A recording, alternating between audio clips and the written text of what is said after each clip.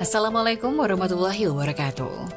Halo pemirsa dimanapun kalian berada, salam sejahtera untuk kita semua. Semoga kita semua dalam keadaan sehat dan tetap dalam lindungannya. Kali ini saya akan membawakan cerita inspiratif dan menarik yang sayang untuk dilewatkan. Semoga kisah ini bisa memberikan manfaat dan pelajaran untuk kita semua.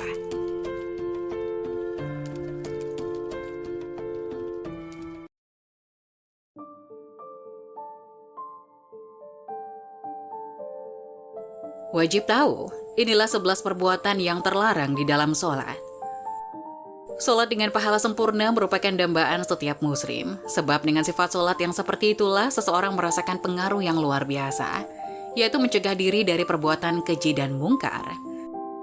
Sehingga sebagai muslim kita wajib mengetahui perkara-perkara yang dilarang dalam sholat, karena perbuatan ini bisa mengurangi kesempurnaan pahala sholat seseorang, meski tidak membatalkannya.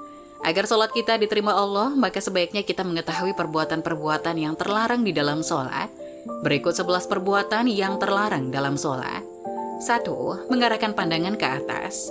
Hal ini berdasarkan hadis Rasulullah SAW. Hendaklah suatu kaum itu berhenti mengarahkan pandangannya ke arah langit ketika berdoa di dalam sholat atau pandangan mereka tidak akan kembali pada mereka. Hadis riwayat Muslim 229. Imam Nawawi rahimahullah mengatakan larangan ini sangat keras. Bahkan para ulama telah sepakat ijma akan keharamannya. Syarah Sahih Muslim 271. 2. Menoleh tanpa keperluan.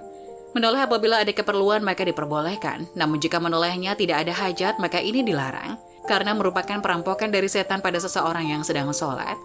Ibunda Aisyah radhiyallahu anha bertanya kepada Rasulullah SAW, lantas beliau menjelaskan, itu merupakan bentuk pencurian yang dilakukan setan pada seseorang yang sedang sholat. Hadis riwayat Al-Bukhari 751. 3. Membunyikan jari-jari tangan. Perbuatan ini sering kita jumpai pada seseorang yang sedang sholat, yakni menggerak-gerakkan jari jemari hingga mengeluarkan suara. Ini termasuk perbuatan sia-sia yang sepatutnya tidak dikerjakan seorang muslim ketika sholat. Apabila membunyikan jari-jari terlalu sering, maka haram hukumnya. Namun jika kadangkala saja, maka hal ini dibenci. Hal ini bersumber dari Syu'bah, mantan budak Ibnu Abbas radhiyallahu anhu. Ia menceritakan, saya sholat di samping Ibnu Abbas, lalu aku menggerak-gerakkan jari-jariku sehingga membunyikan suara. Tatkala selesai sholat, ia langsung menegurku, engkau membunyikan jari-jarimu, padahal engkau sedang sholat.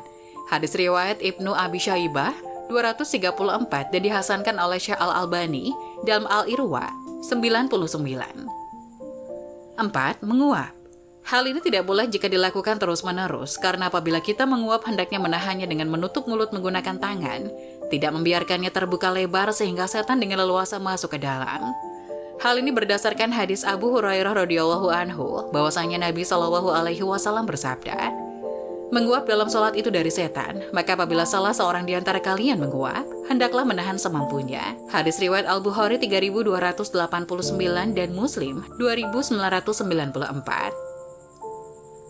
Tidak disyariatkan mengucapkan ta'awudz atau istighfar tatkala menguap karena tidak ada dalil yang memerintahkannya. Baik di dalam maupun di luar sholat, banyaknya orang yang melakukannya bukan merupakan dalil akan kebolehan atau kesunahannya.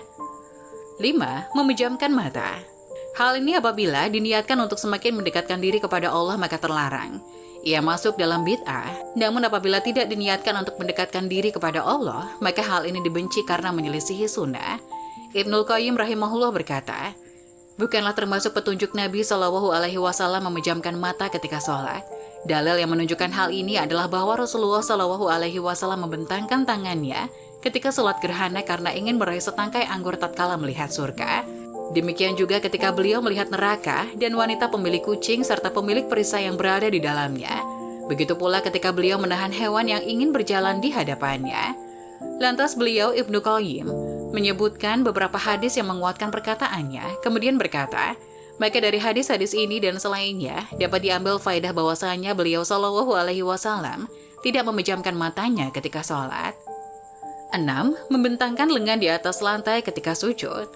Karena sujud seperti ini laksana anjing ketika berbaring. Hal ini dilandasi sabda Nabi SAW, seimbangkanlah kalian ketika sujud dan janganlah kalian bentangkan kedua lenganmu seperti anjing. Hadis riwayat Al-Bukhari 823, Muslim 493. Dan sebagai orang muslim, kita tidak diperbolehkan menyerupai perbuatan hewan. Oleh karena itu, tidak selayaknya seseorang membentangkan lengan di atas lantai karena yang diperintahkan adalah mengangkat kedua siku. 7. Merapikan baju ketika sujud.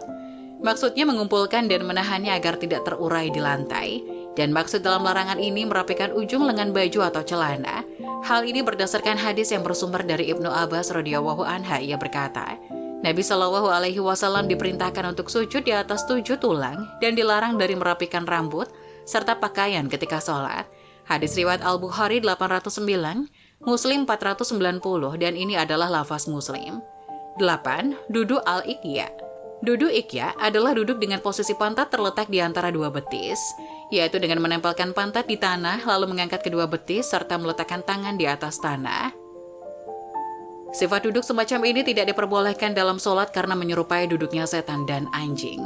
Hal ini berdasarkan hadis dari Aisyah radhiyallahu anha menyifati sholat Nabi. Rasulullah Shallallahu Alaihi Wasallam melarang dari ukbatus syaiton. Hadis riwayat Muslim 498. Yang dimaksud ukbatus syaiton adalah ika. Sebagaimana penjelasan tadi, sifat duduk ika adalah 2 macam. Yang pertama sebagaimana penjelasan tadi, dan itu tidak diperbolehkan dalam sholat. Dan yang kedua, meletakkan pantat di atas kedua tumit yang ditegakkan.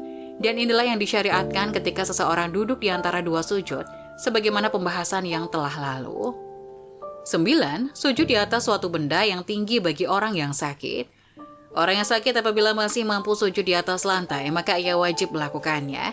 Namun bila ia tidak mampu, maka cukup berisyarat dengan kepala dan tidak wajib bagi meletakkan bantal atau semisalnya untuk sujud di atasnya.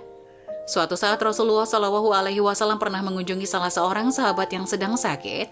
Beliau menjumpai sedang sholat menghadap sepotong kayu yang ia gunakan untuk meletakkan dahinya. Lalu Rasulullah berisyarat agar ia membuang kayu dan mengambil bantalnya. Kemudian Rasulullah bersabda, "Jauhkan bantal tersebut darimu. Jika engkau mampu sujud di atas tanah, maka lakukanlah. Namun jika tidak, maka cukuplah menggunakan isyarat dan jadikanlah sujudmu lebih rendah dari rukukmu." Hadis riwayat At-Tabrani dalam Al-Kabir 270 dan disahihkan oleh Syekh Al-Albani dalam As-Sholihah 323. 10. Membersihkan kerikil pada tempat sujud dan melakukan perbuatan sia-sia dalam sholat. Banyak sekali yang melalaikan kita dalam sholat termasuk dalam membersihkan kerikil pada tempat sujud serta perbuatan sia-sia lainnya. 11. Berbarengan atau mendahului imam ketika sholat berjamaah. Itulah 11 hal-hal yang dilarang dalam sholat untuk dilakukan. Semoga Allah mudahkan kita untuk menyempurnakan sholat dengan mengikuti tuntutan Rasulullah Shallallahu Alaihi Wasallam. Semoga penjelasan tadi dapat memberikan hikmah dan manfaat untuk penonton semuanya. Jangan lupa like, subscribe channel ini agar tidak ketinggalan video-video bermanfaat lainnya. Sekian dari kami, terima kasih. Wassalamualaikum warahmatullahi wabarakatuh.